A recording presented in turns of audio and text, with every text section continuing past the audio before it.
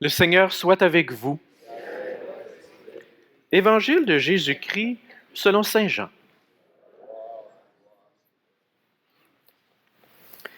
Nul n'est monté au ciel, sinon celui qui est descendu du ciel, le Fils de l'homme. De même que le serpent de bronze fut élevé par Moïse dans le désert, ainsi faut-il que le Fils de l'homme soit élevé, afin que tout homme qui croit obtienne par lui la vie éternelle. Car Dieu a tant aimé le monde qu'il a donné son Fils unique. Ainsi, tout homme qui croit en lui ne périra pas, mais il obtiendra la vie éternelle. Car Dieu a envoyé son Fils dans le monde, non pas pour juger le monde, mais pour que par lui le monde soit sauvé. Acclamons la parole de Dieu.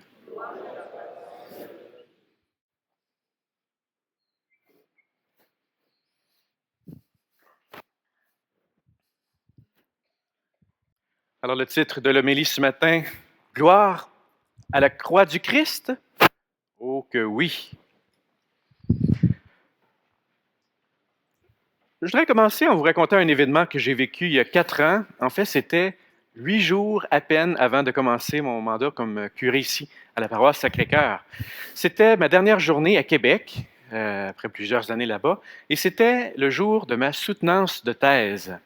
Alors, ceux qui ont eu l'occasion de vivre ou de participer ou de voir ou d'expérimenter une soutenance de thèse, vous savez que c'est un moment extrêmement intense, extrêmement fort, extrêmement difficile. Moi, pendant 3 heures, j'avais 4 professeurs qui avaient tout lu ma thèse, 300 pages, et que là, ils pouvaient me dire « Ah, j'ai une question à la page 72, vous dites ceci, et voilà. » Et là, il y a un auditoire qui nous regarde, et en tout cas, moi, j'ai trouvé ça particulièrement expérience intense. Hein. J'étais tout en sueur, puis j'étais ouf.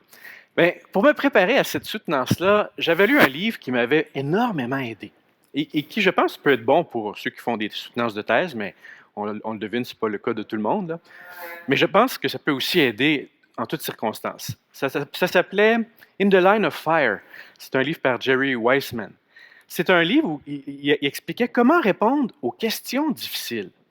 Et il s'adressait, entre autres, aux gens du monde de la politique, du monde des affaires, toute personne qui, un jour ou l'autre, se retrouve devant un groupe et doit répondre à des questions difficiles. Et je pense que ça nous arrive à tout le monde. Vous êtes dans une situation, puis soudainement, quelqu'un pose une question, ça peut être une pique, hein? Ça peut être négatif, ça peut être une remarque inattendue, quelque chose qui peut nous déstabiliser. Okay? Alors, lui, M. Wiseman, il disait, il faut se placer comme les gens qui font les arts martiaux. Hein? Il dit, il faut être bien campé et recevoir la question qui nous est posée. Des fois, on ne voudrait pas entendre la question. On ne voudrait pas être déstabilisé par la question. Il dit il faut éviter 3 choses. Il faut éviter de se sauver, de ne pas répondre à la question, être évasif. Il faut éviter d'être antagoniste, donc de revenir à la charge avec la question de la personne. Il ne faut pas être sur la défensive non plus. Extrêmement difficile. Alors, ce qu'il disait, c'est que reçois la question en plein cœur, reçois-la, laisse-toi toucher par la question de l'autre, respecte la question, même si elle est amenée des fois avec négativité. Puis là, il faut enlever le venin, c'est ça qui était la clé, neutraliser la question à travers une reformulation, du genre, je ne sais pas, j'invente une question comme ça. Pierre-Olivier, comment ça se fait que tu participes encore à un projet de cette affaire-là, ça n'a pas de bon sens?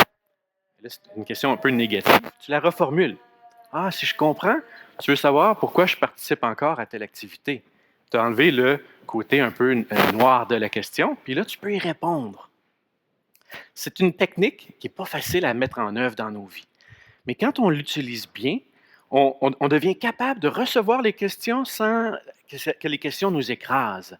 Et là, on peut retourner positivement. Moi, je m'étais préparé pour ma soutenance, puis en tout cas, j'étais content. J'étais les 2 pieds bien par terre, puis là, j'attendais les questions des professeurs, puis il me semblait, en tout cas, dans mon expérience, que j'étais capable de les recevoir. Cette analyse-là sur les questions difficiles, je pense qu'on peut tout le monde avoir à la vivre dans notre vie. Comment faire face à des situations difficiles? sans esquiver les défis, sans entrer dans des guerres, sans non plus être juste à la défensive puis se laisser écraser. Ça, c'est un défi permanent qu'on vit tous les humains. Puis moi, je fais le lien avec cet événement-là que j'ai vécu il y a 4 ans et les serpents dont il est question dans les textes ce matin. Et on va voir que les serpents peuvent nous piquer, peuvent venir nous voir. Alors, comment réagir à ça? En cette fête de la croix glorieuse, on va voir comment Jésus, comment Dieu nous propose de traiter avec les piqûres de serpents, puis comment, oui, cette croix glorieuse mérite qu'on la célèbre, qu'on en soit fier et heureux. Alors, c'est quoi les serpents dans nos vies? Il y en a plein, hein? Donc, dans le récit de la première lecture, on voit que le peuple juif commence à récriminer. C'est peut-être ça, les serpents, au départ, hein? C'est le chiolage. Les serpents, c'est tout ce qui, dans nos vies, commence par être négatif. On n'est pas content, on est toujours insatisfait, on récrimine, on refuse, en quelque part, de notre situation, notre réalité. Les serpents, ça peut être des pensées négatives. Il y en a, je pense qu'on est tous pris avec ces serpents-là. Dans notre tête, à un moment donné ou l'autre, c'est « Ah, tu ne seras pas capable, ça ne vaut pas la peine, arrête ça, t'es pas bonne, t'es pas bon. » Toutes ces pensées-là qui nous écrasent, qui nous découragent. Les serpents, ça peut aussi être des émotions négatives, la peur. Et des fois, la peur, on va l'amplifier. On va lui donner trop de pouvoir dans nos vies. La peur, la colère, l'envie. Les serpents, ça peut aussi être des remarques faites par des gens. Des fois, tu as un beau projet, puis voyons donc, ça ne marchera jamais. Paf! Il y a une espèce de une petite remarque comme ça qui peut être très difficile à recevoir. En théologie traditionnelle, on dirait aussi que les serpents peuvent représenter tous les péchés. Tout ce qui, dans notre vie, va nous amener à briser notre lien avec Dieu, puis notre lien avec nos frères et nos sœurs. Puis je dirais, je fais une petite parenthèse là-dessus, les serpents, ça peut aussi être l'idéologie. Pensez à des gens qui ont vécu dans des régimes totalitaires. Un système politique qui devient lui-même un immense mensonge. Et là, les gens qui osaient contester le pouvoir, ils pouvaient être mordus et dramatiquement par le système en place. Quand la politique commence à devenir trop lourde, elle peut devenir intimidatrice, elle peut devenir mensongère, elle peut même devenir idolâtrique. Alors là, on fait des dirigeants politiques des dieux. Alors, et c'est ce qui se passait à l'époque des premiers chrétiens. La première lecture, je la trouve absolument, pardon, la deuxième lecture, je la trouve absolument intéressante à cet effet-là. Dans l'Épître aux Philippiens, on voit que Paul, il dit, lui qui était de condition divine, s'est anéanti et il est mort sur la croix pour qu'il soit élevé par Dieu et tout genou fléchira. Okay? On pourrait dire, voilà un superbe texte pour nous montrer le chemin de Dieu qui s'abaisse et qui va être élevé. C'est la lecture traditionnelle. Mais les recherches récentes ont montré que le texte est écrit avec tous des mots de la propagande de l'Empire romain. Okay? Comme si les chrétiens se moquaient de l'Empire romain. Lui, de condition divine, c'était un titre qui était attribué à l'empereur César. Puis quand on disait qu'il fallait fléchir les genoux, ben on faisait ça devant l'empereur. Alors celui qui va être élevé, là, c'est pas toi, César, qui est à Rome. Celui qui est élevé, c'est Jésus sur la croix. Alors, c'est comme une puissante affirmation de liberté face à un empire. Il ne faut pas se surprendre que les chrétiens aient été persécutés dans l'Empire romain tout au long des siècles par les dictatures aussi. Je crois, moi, que si on assume bien le mystère de la croix, on développe une liberté face aux serpents autour de nous, quelle que soit leur nature. Que faire, cependant, lorsqu'on a été mordu par des serpents? Alors ça nous arrive tout le monde aussi. Qu'est-ce qu'on fait quand on a le venin? Je pense qu'il faudrait faire comme on nous apprenait quand on était jeune dans les scouts. Là, ils nous disaient, si tu as une piqûre de serpent, il faut que tu mordes la piqûre et que tu craches le venin. Il faut enlever le venin. Je pense à la finale de l'Évangile de Marc, où Jésus dit, si vous prenez des serpents dans vos mains, si vous piquent, vous n'en mourrez pas. On est invité, dans toute notre vie, à enlever le venin. Il y en a du venin autour de nous. Il y a du venin en nous. On a un immense travail à faire pour neutraliser cette négativité-là. Avec l'aide de Dieu, on peut enlever les venins. Chaque fois, neutraliser ce qui paralyse, ce qui donne la mort. Et ça, c'est une première étape qui n'est pas facile. Et je dirais, il faut célébrer qu'avec Dieu, on peut enlever, neutraliser des venins autour de nous. Et je crois que le monde actuel, on en a bien besoin. Si on regarde juste les serpents, si on regarde juste ce qui est autour de nous, il y a des journées où on peut se dire, coudon, ça va donc bien mal. Alors là, la deuxième étape, et c'est aussi important, c'est que Dieu ne fait pas juste neutraliser le venin, Dieu va guérir. Il dit aux gens, regardez vers, à l'époque des Juifs, c'était le serpent élevé, le serpent d'airain. C'est un super beau symbole. Ce qui nous terrorisait, ce qui était négatif, Dieu va le transformer en chemin de guérison. Regardons vers Dieu. Et pour nous, les chrétiens, regardons vers Jésus en croix. Si tu regardes trop les nouvelles, je le dis de temps en temps, si tu regardes trop l'actualité puis tu es trop découragé, change de poste, OK? Regarde vers Jésus. C'est là que tu vas trouver le remède au découragement, au cynisme. Et c'est vers lui qu'il faut tourner notre regard pour trouver une espérance en l'humanité. Sinon, il y a des jours où on se laisse assombrir beaucoup trop. Donc, deuxième étape, la guérison, on va la voir si on se centre sur la source de la vie et non pas passer notre temps à rester dans la mort. OK? Ça, moi, je trouve que ça vaut vraiment la peine de célébrer ça. Alors, la fête de la Croix glorieuse, c'est une fête avec laquelle on est à l'aise ou qu'on comprend spontanément? Je ne suis pas sûr. Il faut qu'on explique bien aux gens qu'il ne s'agit pas d'un dolorisme. On n'est pas en train de célébrer la souffrance.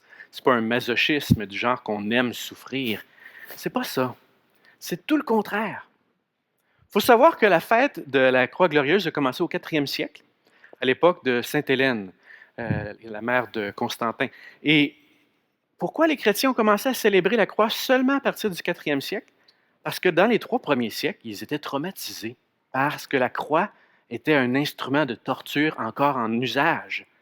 Et c'est seulement quand on a arrêté de l'utiliser qu'on a pu prendre un recul puis voir que la croix, pour nous, les croyants, était, oui, un instrument de torture, mais encore plus et bien plus profondément un signe de l'amour de Dieu qui traverse toute chose. Ça a pris du temps. Il ne faut pas se surprendre que pour nous aussi, le mystère de la croix, là, on n'est pas comme spontanément, yeah, c'est la fête de la croix aujourd'hui. Ça prend un cheminement, ça prend une patience, ça prend une intériorisation. Mais moi, je dirais que oui, ce matin, on a toutes les raisons de célébrer la croix glorieuse.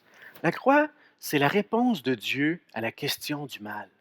Et comme mon livre me l'expliquait pour ma soutenance de thèse, je trouve que Jésus est la réponse adéquate de Dieu à la plus grande question difficile qui a jamais été posée, la question de la mort.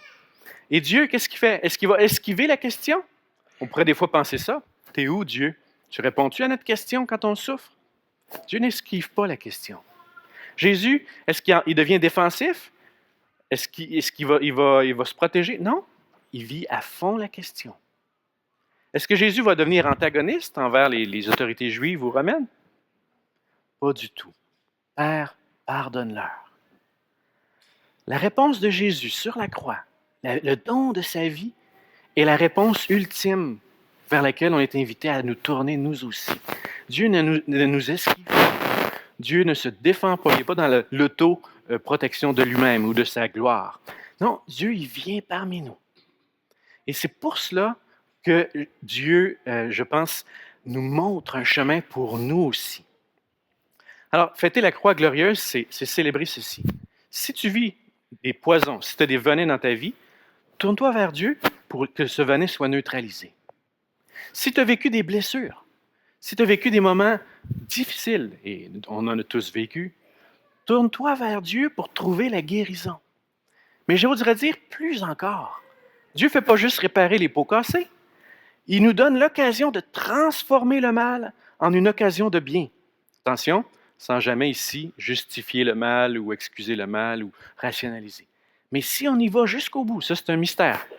On peut même en devenir une occasion de vie. Le serpent qui donnait la mort peut devenir un serpent qui donne la vie. La torture, l'injustice peut devenir chemin de salut. Ça, c'est vraiment juste Dieu qui peut faire ça. Puis enfin, Dieu va encore plus loin.